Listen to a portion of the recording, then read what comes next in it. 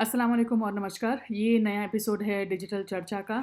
आज मैं अभी मेरे किचन में बैठी हूँ। जैसे कि आपको पता है कि कोरोना वायरस की वजह से सारी जगह ही ब्लॉक्ड है, सारी जगह जाना मना है। तो मेरे हस्बैंड बैठक में काम कर रहे हैं, वर्क फ्रॉम होम घर से। तो मैं आज का एपिसोड फ़िल्म करने के लिए किचन में हूँ। और आपके बहुत क्वेश्चन्स आ रहे थे जो मैंने पिछला वीडियो शेयर किया था कोरोना वायरस के ऊपर, जो डॉक्टर नबीला दाऊद थी उनका वीडियो। तो इसलिए आज का जो ये वीडियो है उसमें सारे सवालों के जवाब होंगे और थोड़ी एक्स्ट्रा जानकारी होगी। और ये वायरस एक ऐसी चीज़ है, कोरोना वायरस कोविड-19 जो है वो एक ऐसा वायरस है, एक ऐसी बीमारी है जिसके बारे में आप बोल सकते हैं कि हर हफ्ते हमारे पास नई-नई इन्फॉर्मेशन आ रही है। जैसे शुरुआत में पहले ये था कि सिर्फ़ हाथ धोइए अगर खाँसी-ज़ुकाम है। ज़ुकाम जैसे लक्षण थे पहले, और अब वो पिछले 2 महीने में इतना ज़्यादा बदल चुका है कि उसमें चक्कर आना, उसमें अगर दस्त लगते हैं, उसमें कोविड टो भी एक बीमारी है जिसके बारे में हम आगे बात करेंगे। तो ऐसे बहुत सारी प्रॉब्लम्स हैं कि जिनसे हम देखेंगे कि अलग-अलग कोरोना वायरस की जो पहले मैंने वीडियो डाला था उसमें स्टार्टिंग में ये था कि मास्क पहनना इतना ज़रूरी नहीं है, लेकिन अब हमने देखा है कि वर्ल्ड हेल्थ ऑर्गेनाइजेशन जो है WHO, वो अब बोल रहे हैं कि मास्क लगाना लाज़मी है। हम बहुत सारे देशों में देख रहे हैं जिधर मास्क को रूल बना दिया है, जैसे दुबई में रूल बना दिया है कि अगर आप ना पहने तो उसमें हज़ारों दिरहम की फ़ाइन भी लगती है। तो आज आपके सवालों के जवाब देते हैं, कुछ और इन्फॉर्मेशन जानकारी शेयर करते हैं। और मैं वेलकम करना चाहती हूँ डॉक्टर नबीला दाऊद पिनारा का, जो मेरी बड़ी बहन है।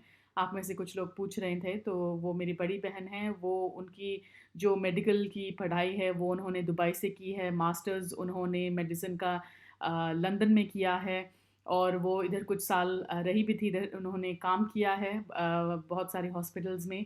और अभी वो एनएलपी प्रैक्टिशनर हैं, वो जो इन्फेक्शन कंट्रोल है उनकी एक्सपर्ट हैं, और वो दुबई के हॉस्पिटल में काम करती हैं।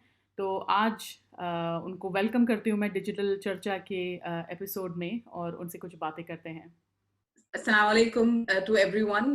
I'm Dr. Nabila Daud. तो सबसे पहले हम इस बात से शुरू करते हैं कि कोरोना वायरस एक्चुअली है क्या? हमारे पास सवाल भी आए थे कि कोरोना वायरस के बारे में बताइए। सबसे पहले अगर कोरोना वायरस से शुरू करते हैं, सही।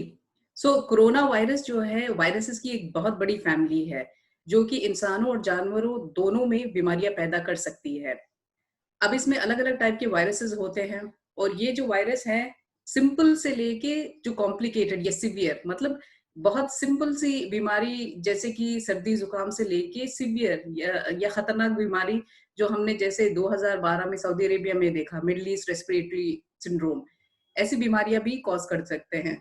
सो अब ये जो फैमिली है कोरोना वायरस की, इसका जो सबसे नया मेंबर है जिसका हमें पता चला है, उसका नाम है SARS CoV two. SARS CoV two यानी severe acute respiratory syndrome corona virus two. So ये जो वायरस है, ये जिस बीमारी को पैदा करता है उसे कहते हैं कोविड-19। कोविड यानी कोरोना वायरस डिजीज, 19 क्योंकि जो पहला केस इस बीमारी का हुआ वो 2019 में पाया गया। पहले ये बताइए कि सिम्पटम्स शब्द का मतलब क्या होता है? हम सुनते हैं माइल्ड सिम्पटम, तो माइल्ड सिम्पटम का मतलब क्या होता है? और फिर बताइए कि सिम्पटम्स क्या हैं इस बीमारी के? सिम्पटम्स अगर बताएं, अगर मैं उसको ट्रांसलेट करूं, तो सिम्पटम्स का मतलब होता है, आप कह लें लक्षण हिंदी में, या उर्दू में कहें तो अलामात कह लें। तो ये सिम्पटम्स होते हैं कि वो पेशेंट जो है कैसे प्रेजेंट करता है, उनको सिम्पटम्स कहते हैं। तो जब हम सिम्पटम्स की बात करते हैं, माइल्ड सिम्पटम्स का मतलब है हल्के फुल्के अलामात या हल्के फुल्के लक्षण। 80% लोग जिनको कोरोना वायरस डिजीज होती है, उनके जो सिम्पटम्स होते हैं वो माइल्ड होते हैं, मतलब हल्के फुल्के होते हैं। अब वो सिम्पटम्स कैसे होते हैं?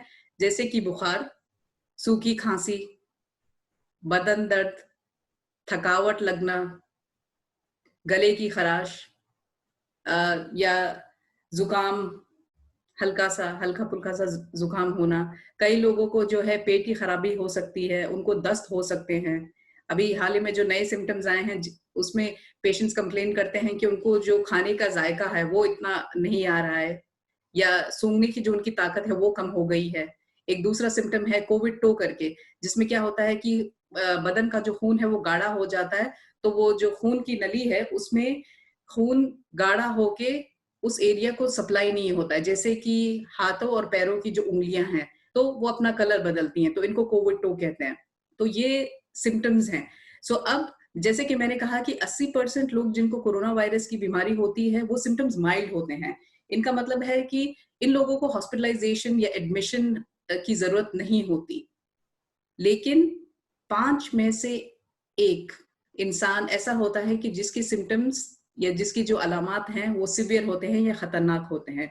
इनमें सांस लेने की तकलीफ ज्यादा होती है, इनमें निमोनिया की शिकायत हो सकती है, किडनी फेलियर हो सकता है। आहिस्ता आहिस्ता करके जो बाकी बदन के जो बाकी ऑर्गन्स हैं वो खराब हो सकते हैं, और कई बार जैसे हम देखते हैं कि मौत भी हो सकती है पेशेंट्स में। सो जिन पेशेंट्स के जो सिम्टम्स हैं वो खतरनाक होते हैं, वो पेशेंट्स हॉस्पिटल में एडमिट होते हैं और उनकी ट्रीटमेंट उस हिसाब से होती है, वहां की उस जगह की प्रोटोकॉल के हिसाब से। और जिन लोगों के सिम्टम्स माइल्ड होते हैं उनको अक्सर अलग करके उनके खाने पीने का ध्यान रखा जाता है, और मोस्ट पीपल वो रिकवर कर जाते हैं। एक बात जो हम समझ सकते हैं कि लोगों में बहुत डर भी है इस बात को लेकर। तो एक जो सवाल था इससे ही कनेक्टेड वो ये था कि क्या हम इसका ट्रीटमेंट खुद कर सकते हैं। हमने देखा है कि लोग बहुत सारे मैसेजेस भेज रहे हैं कि आप कलौंजी कलौंजी का तेल या लहसुन नींबू वगैरह चाय वगैरह आप पी सकते हैं, तो इससे कोरोना वायरस आपको नहीं होगा। तो एक अगर आप क्विकली इस बात के ऊपर, शायद इनका कनेक्शन विटामिन से है, तो अगर आप विटामिन के बारे में कुछ बताएं। और एक हम देख रहे हैं कि ट्रम्प जो जिन्होंने दवाइयों के नाम लेना शुरू किए थे तो उनके ट्विटर पे, तो उसका सुन के बहुत सारे लोग उनको खरीदने लगे बिना ये जाने बिना कि ये दवाइयाँ नॉर्मल दवाइयों की तरह नहीं है, खांसी जुकाम की दवाइयों की तरह नहीं है। और वो खुद अभी कल परसों जो न्यूज में आया कि खुद 1 हफ्ते से ले रहे हैं। तो हाइड्रोक्सी क्लोरोक्वीन और इन दूसरी दवाइयों के बारे में क्या लोग अपने हाथ में अपना खुद का ट्रीटमेंट इन चीजों से कर सकते हैं? सबसे पहले मैं सभी को ये कहना चाहूंगी कि प्लीज अपना ट्रीटमेंट खुद ना करें। अगर आपको कोई चीज करनी है तो अपनी हिफाजत करें, क्योंकि इंग्लिश में एक कहावत है, prevention is better than cure. और कोरोना वायरस के केस में ये चीज बहुत ज्यादा लागू होती है कि आप ट्रीटमेंट का नहीं सोचें, क्योंकि ट्रीटमेंट जो है वो डॉक्टर्स का पार्ट है, वो डॉक्टर्स डिसाइड करेंगे। अगर आप प्रिवेंशन यानी कोरोना वायरस से बचने के जो तरीके हैं अगर आप उनको करें तो आप कोरोना वायरस से काफी हद तक बच सकते हैं। ट्रीटमेंट लेना पब्लिक का काम नहीं है, वो डॉक्टर्स डिसाइड करेंगे। मुझे लगता है कि जैसे ट्रम्प जो हैं खुद बीमारियों की बात करते हैं और दवाइयों की बात करते हैं, हालांकि वो डॉक्टर नहीं है और वो जिस लिबर्टी से दवाई लेते हैं, मैं तो ये कहूंगी कि लोगों को उनका एग्जाम्पल फॉलो तो नहीं करना चाहिए। और दवाइयां जो है आई थिंक इंडिया में क्लोरोक्विन ओवर द काउंटर मिलती हैं, लेकिन यहाँ जैसे दुबई में ये दवाई ओवर द काउंटर नहीं मिलती है, मतलब आप जाके उसको फार्मेसी से ऐसे खरीद नहीं सकते हैं, जो कि एक बहुत अच्छी चीज है, क्योंकि हर दवाई का एक साइड इफेक्ट होता है, हर दवाई का एक रीजन होता है कि उसे किसे दे, क्यों दे, कितना दे, कितने दिन के लिए दे। इसलिए पेशेंट्स जो हैं या पब्लिक जो है ट्रीटमेंट के पार्ट को अपने हाथ में ना लें। आप जो है अपनी हिफाजत करें, क्योंकि हिफाजत अगर आप अपनी करेंगे तो आप काफी हद तक कोरोना वायरस से बच सकते हैं। और जैसे आपने मेंशन किया विटामिन वगैरह का, हल्दी वगैरह का, तो हम जैसे सुनते आए हैं हमेशा से घरों में पता है हल्दी का दूध पीते हैं, और अभी जो है टर्मरिक लाटे करके जो एक नया ट्रेंड चला है, तो डब्ल्यूएचओ की रिपोर्ट में किसी भी चीज पे उसने हामी नहीं भरी है, लेकिन विटामिन डी सप्लीमेंट्स पे उसने जरूर कहा है कि कोरोना वायरस से बचने के लिए वो काफी यूजफुल है। लेकिन फिर मैं यही कहूंगी कि इसका मतलब ये नहीं है कि हर इंसान जाके विटामिन डी लेना शुरू कर दे, क्योंकि वो भी डॉक्टर डिसाइड करेंगे कि क्या आपको विटामिन डी की जरूरत है। तो अब आप बताइए कि हम कैसे बचें इससे, और मास्क के बारे में भी कुछ बताइए।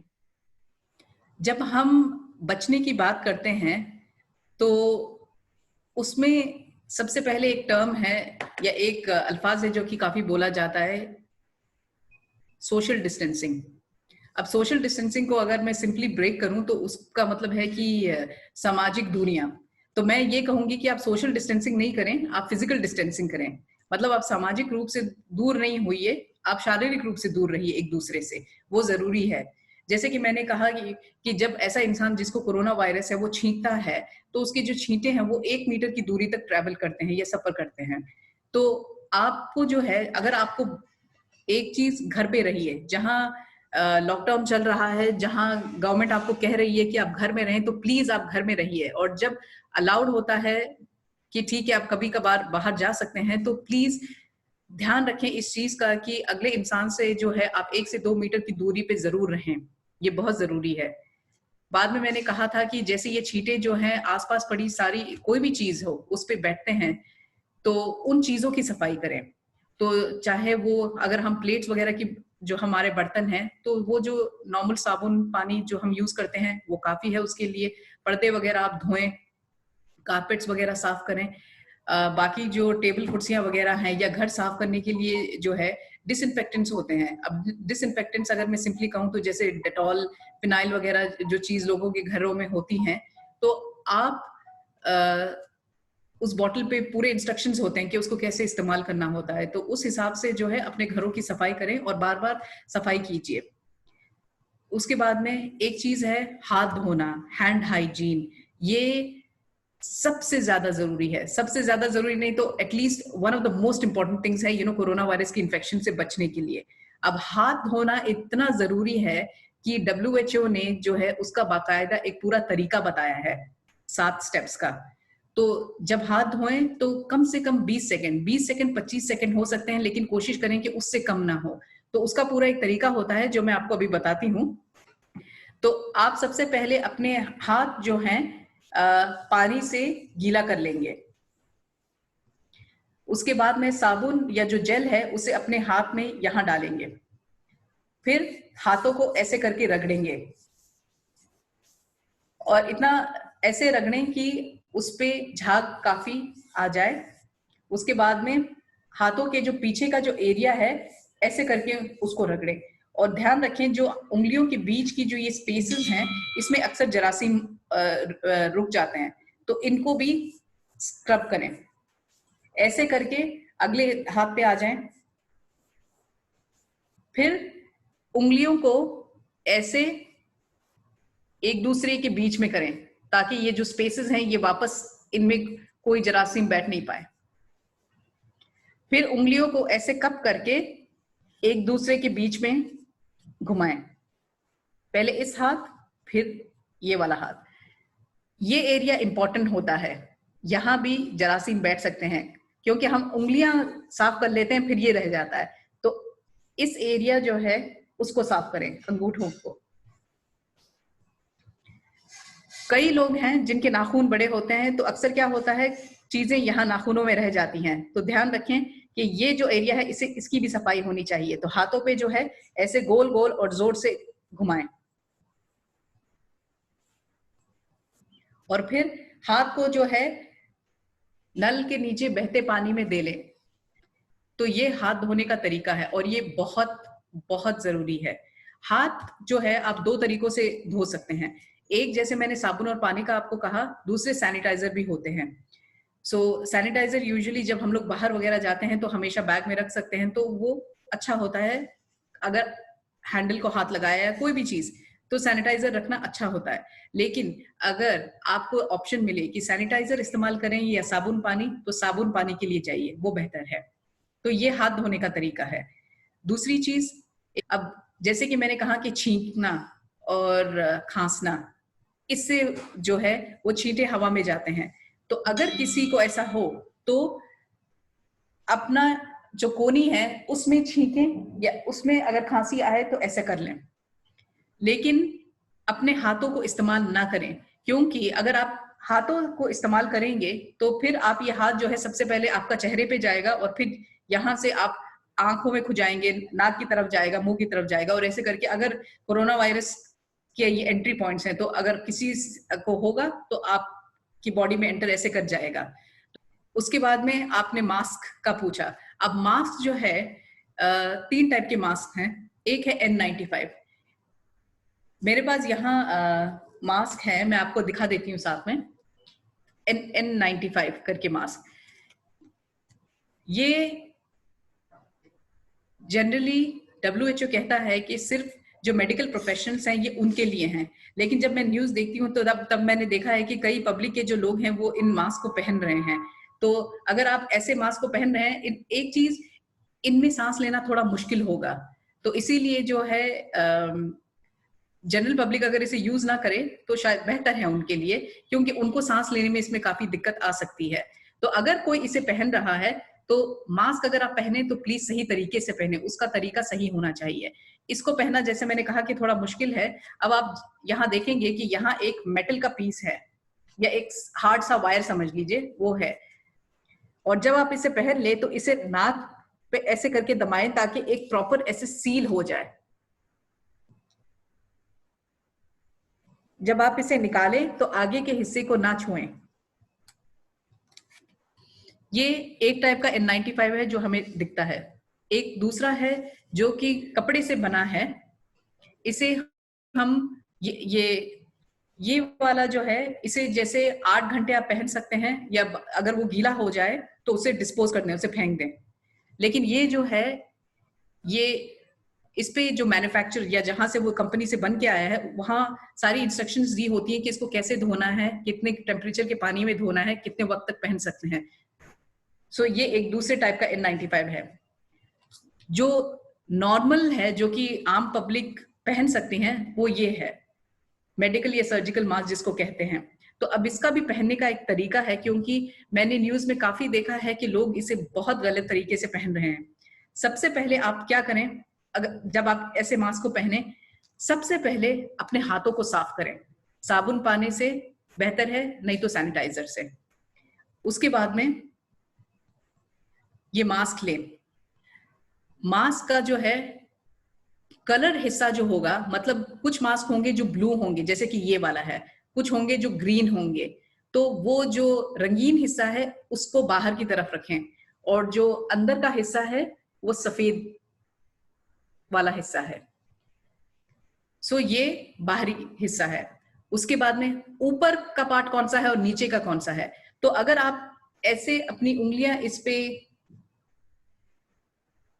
करके देखें तो आपको महसूस होगा कि एक पॉइंट पे एक वायर जैसी चीज है, तो मुझे यहां महसूस हो रही है एक मेटल पीस है या वायर जैसी चीज है।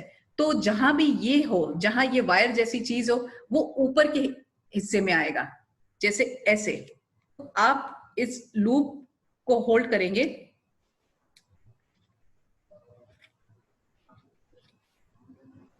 सो आपने ऐसे डाल लिया। अब आगे उसको ना छुएं। मास्क को डाल के जो ऊपर का हिस्सा है उसे अपने नाक पर प्रेस करें, ताकि ये जो है आपकी यहाँ जो शक्ल की जो शेप है वो ले लें। उसके बाद में एक चीज का ध्यान रखें कि मास्क नाक, मुंह और ये चिन या थोड़ी जिसे कहते हैं उसे कवर करें, तो ऐसे खींच लें। तो इसका आइडिया क्या है कि मेन एक सील जैसा बन जाए, और बार बार आगे के हिस्से को हाथ ना लगाएं, क्योंकि ये हिस्सा है जहां कंटेमिनेशन या मतलब इन्फेक्शन या वायरस जो भी हो तो वो इस हिस्से पे आके लगता है। जब आप इसे निकालें तो आगे वापस हाथ ना लगाएं, लूप्स को ऐसे पकड़िए और उसे फेंक दीजिए। ये जो नॉर्मल मास्क आपने बताया, क्या इनको धो नहीं सकते हैं? नहीं, ये जो मैंने आपको बताया है, ये वाले, ये डिस्पोजेबल हैं। मतलब इनको पहन के कुछ वक्त पहन के इनको फेंकना होता है, इन्हें धो नहीं सकते हैं। तीसरी कैटेगरी है मास्क की, जो कि कपड़े से बने हुए मास्क, जो हमें मार्केट में काफी देखने को मिल रहे हैं कि लोग अलग अलग चीजों से है, कपड़े से जो है मास्क बना रहे हैं। तो उस मास्क के बारे में WHO कहता है कि जैसे इंग्लिश में कहते हैं कि something is better than nothing, कि कुछ होना कुछ ना होने से बेहतर है, तो वो मास्क उस कैटेगरी में जाते हैं। क्या मास्क इनफ हैं? क्या वो काफी हैं हमारी सुरक्षा के लिए? क्योंकि जो वायरस होता है साइज में वो बहुत ही छोटा होता है, सो शायद वो मास्क के फिल्टर से भी गुजर सकता है। जिंदगी में किसी भी चीज की गारंटी नहीं होती है। सो कोरोना वायरस से बचने के लिए सिर्फ मास्क पहनना काफी नहीं है। हाथों की सफाई रखें, मास्क पहने, और मास्क पहने तो उसे सही तरीके से पहने। मास्क को मैंने न्यूज में देखा है, कई लोग ऐसे करके पहनते हैं, तो मतलब ये नाक खुला होता है, तो मतलब तो आपने तो वायरस को एंट्री दे दी है। कई लोग मुंह को ऐसे खोल के रखते हैं। कई लोग जो हैं मास्क को पहन के रखते हैं, लेकिन जब बात करते हैं तब वो मास्क ही हटा देते हैं, तो उसमें मास्क का पहनने का कोई फायदा नहीं हुआ। तो जब आप मास्क पहने तो उसे सही तरीके से पहने, हाथ धोएं, सही तरीके से हाथ धोएं, और जो फिजिकल डिस्टेंसिंग है, एक दूसरे से जो दूरियां आपको बनाए रखनी है, ये सारी चीजें करें। कोरोना वायरस इन सारी चीजों से काफी हद तक बचा जा सकता है।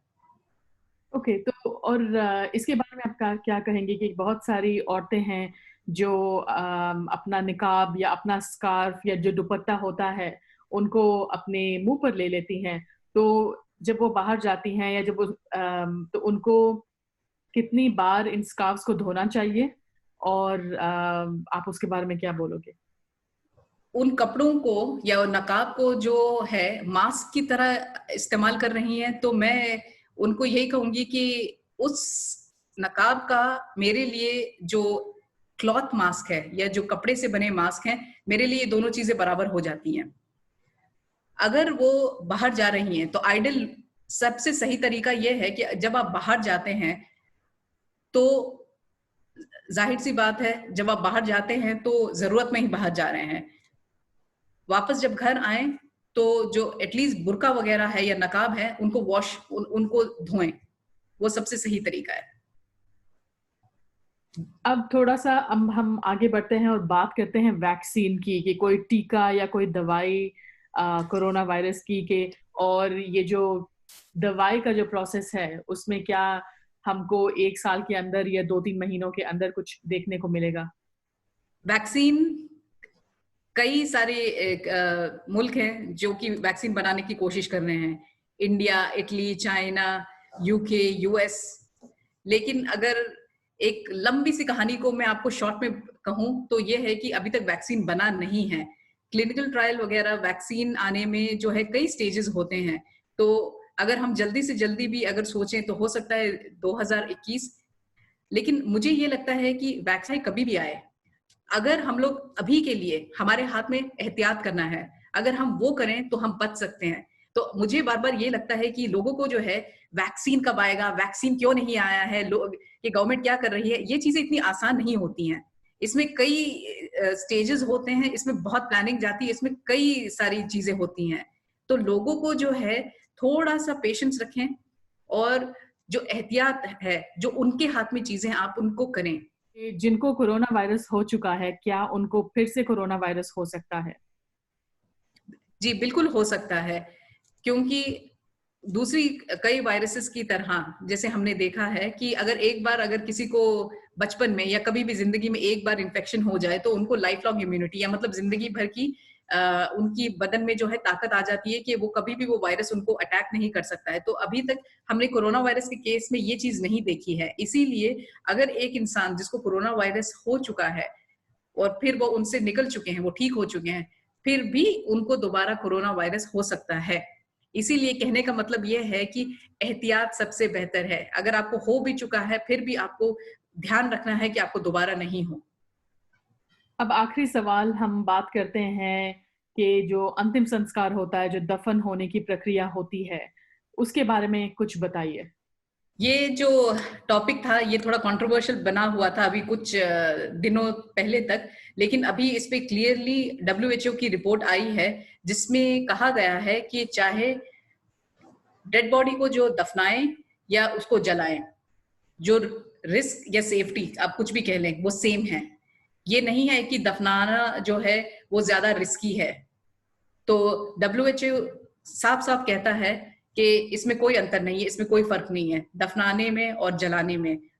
अब आखिरी हम वीडियो के एंड में आ चुके हैं। अगर आपको फाइनली और कुछ आपको बोलना है, अगर मैंने कुछ मिस कर दिया है, कुछ और एक्स्ट्रा इन्फॉर्मेशन आप किसी को बताना चाहते हो, तो आप क्या बोलना चाहोगे एंड में? मुझे एक चीज सभी को ये भी बतानी है कि जैसे कि हमने सिम्टम्स की बात की, तो माइल्ड सिम्टम्स का मैंने कहा, सीवियर सिम्टम्स वगैरह की डिस्कशन हुई, लेकिन अभी एक चीज है कि हम देख रहे हैं कि जरूरी नहीं है कि किसी को सिम्टम्स भी हों। तो ऐसा इंसान जो कि बिल्कुल आपको नॉर्मल लगता है, वो इंसान भी कोरोना वायरस कैरी कर सकता है। इसीलिए ये कहने का मतलब डराने का नहीं है, लेकिन वापस इस चीज पे स्ट्रेस डालना है कि आपको नहीं पता कि कौन सा इंसान कोरोना वायरस को कैरी कर रहा है। इसीलिए जब आप बाहर जाएं तो फिजिकल डिस्टेंसिंग जो है उनको मेंटेन करें, और जो बाकी कोरोना वायरस से बचने के जो तरीके हैं उनको सख्ती से फॉलो करें। सिर्फ दिए जलाने से और तालियां और प्लेट पीटने से या गो कोरोना गो गाने से जो है, आई थिंक जो जनरल पब्लिक है या आम शहरी है, उनकी रिस्पॉन्सिबिलिटी, उनकी जिम्मेदारी खत्म नहीं होती है। आप अगर अपनी हिफाजत करेंगे, अपनी फैमिली की हिफाजत करेंगे, तो वो हमारे लिए सही मायनों में एप्रिसिएशन होगी, या हम समझेंगे कि आप हमारी कदर करते हैं जो हम काम करते हैं। Thank you so much digital चर्चा के इस वीडियो पे आने के लिए, और आई होप कि सब लोग जो इस वीडियो को देख रहे हैं उनको भी उतना ही इंफॉर्मेशन मिलेगा, उतना ही उनको अवेयरनेस होगी, ये जानकारी मिलेगी, और आई होप कि वो और लोगों के साथ शेयर करें इस वीडियो को, ताकि उनको भी जानकारी हो इन बातों के बारे में। So thank you so much doctor thank you Nabila so much for Urmila. Having me. उम्मीद है कि आपको आज का वीडियो पसंद आया, आपको एक्स्ट्रा में जानकारी मिली। अ, एक दो बातें मैं जल्दी से ऐड कर देती हूँ, क्योंकि ये वीडियो थोड़ा सा लंबा हो गया है। यही है कि आप जब बात करने बैठते हैं तो पता नहीं चलता कि टाइम कितना चला जाता है। एक होता है, आपने सुना होगा, एंटीबॉडी। अब इसको बहुत ही सिंपल अल्फाज में अगर मैं समझाऊं तो एंटीबॉडी का मतलब है कि बोल सकते हैं पार्टिकल हैं जो आपकी जो वायरस से लड़ते हैं, और जो साइंटिस्ट है वो इन पार्टिकल की पढ़ाई कर रहे हैं कि इनकी वजह से इनको समझकर हम इसकी जो दवाई होती है वो बनाएंगे, क्योंकि इनके अंदर वो शक्ति होती है जो कोरोना वायरस से लड़ सकती है। तो अगर आप सुनेंगे एंटीबॉडी तो इसका मतलब ये होता है। तो इसका मतलब जो हम देख रहे हैं कि जिन लोगों को कोरोना वायरस हो चुका है, जो अपना प्लाज्मा डोनेट कर रहे हैं, अपना खून डोनेट कर रहे हैं, वो इस स्टडी के लिए है, रिसर्च के लिए है, कि इनमें अगर हम एंटीबॉडी ढूंढ सकते हैं तो फिर ये जो प्लाज्मा है, ये जो खून लोगों ने दिया है, इनकी वजह से हमें वैक्सीन, जो टीका है या दवाई है कोरोना वायरस की, मिल सकती है। दूसरी चीज़ ये समझना कि हाथ धोने से क्यों हमको फ़ायदा होता है। तो ये भी एक बहुत ही सिंपल तरीके से, अगर आप जो कोरोना वायरस का आकार देखते हैं तो उसका आपने देखा है, गोल उसका शेप होता है। सो जो एकदम उसकी जो बाहरी एक, आप बोल सकते हैं, बहुत पतली सी परत होती है जो साबुन से पिघल जाती है। तो इसीलिए, और जब वो पिघल जाती है तो मतलब वो वायरस ही ख़त्म हो जाता है। तो बाहर से जो उसको प्रोटेक्ट करके रखता है, एक सुरक्षा कवच होता है कोरोना वायरस का, वो साबुन से ख़त्म हो जाता है। इसीलिए हम बोलते हैं कि आप साबुन से रगड़िए कम से कम 20 सेकंड के लिए, तो इसीलिए कोरोना वायरस ख़त्म हो जाता है। और आखिरी बात जो हम थोड़ी-सी जो हमने एंड में बात की थी दफ़नाने की या जो अंतिम संस्कार होते हैं इनकी प्रक्रिया के बारे में।